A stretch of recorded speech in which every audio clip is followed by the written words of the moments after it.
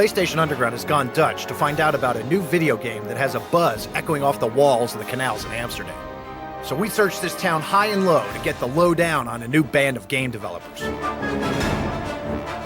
seems this company was formed from 3 smaller Dutch game developers in 2000.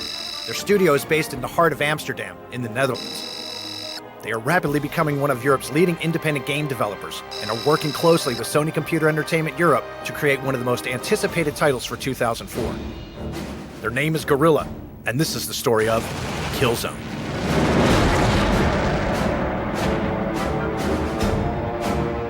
Killzone is a really high action-packed first-person shooter. You're part of a team of commandos and you're fighting against the Helghast. The Helghast have attacked the planet Vector with a devastating blitzkrieg, and you're in the trenches as they attack. Basically, you've got to fight your way out of it. For Killzone, we really wanted to get a cinematic approach to a war game, so it's much more based on what war is like in movies, but you can really kind of feel the grit and the grime of it. It's really kind of nasty, lots of fire, lots of dirt, lots of blood. For the world, for example, we really wanted to make the world feel like it's your home. We really wanted to take small things that people will recognize and change that a bit, because it's in a future world. For the Helghast, we used the German army from First World War. The ISA is meant to be like a small army, special forces type of guys. Killzone comes out as something very dense, very sort of edgy. It comes near you and it's very gritty and it's almost claustrophobic at times. We want to give you, the player, an environment that you can recognize and that you can get to grips with immediately.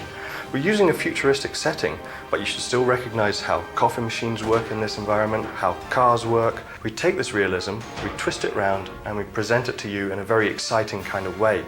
We're talking about a war here, so we've got a lot to play with. What we wanted to do is really make a game that looked war-torn.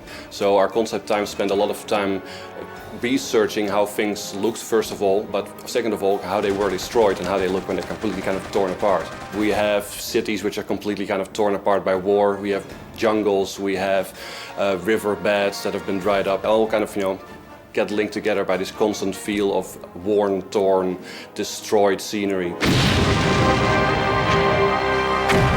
You can play Killzone as 4 different styles. You've got Commando, he's an all-rounder, good aim and everything.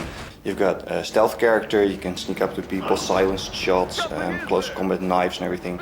You've got a heavy weapons guy, and of course there's our secret spy character. One of the cool things about Killzone is the AI. It's totally non-cheating, and they will never be so scripted that you can catch them off guard. They really react to you.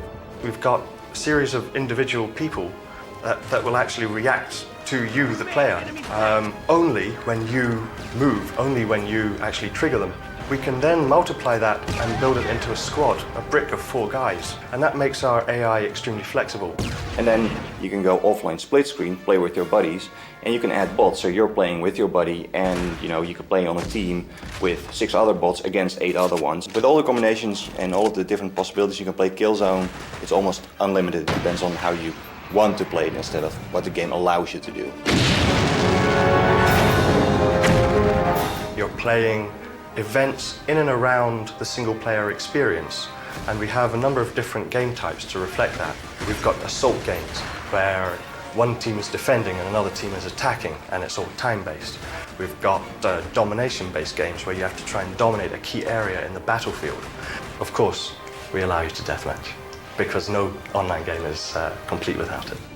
A lot of people already have a broadband adapter. I think it's worth it buying one if you don't have one yet. It looks good, it feels good. Everybody's playing online. People are immediately having a lot of fun. The good thing of making a first-person shooter is that the player has a lot of freedom. You can move everywhere, so you have to design every single angle. That makes it really interesting. The other really big thing, I think, is like how your hands move. It's just the only thing you see of the player is like his hands and the gun. The weapon almost becomes the character. For the weapons, we did like the full range, from like pistols to shotguns to machine guns, rifles, sniper rifles to the big missile launchers. We really want to stick to bullets since we think bullets are cool.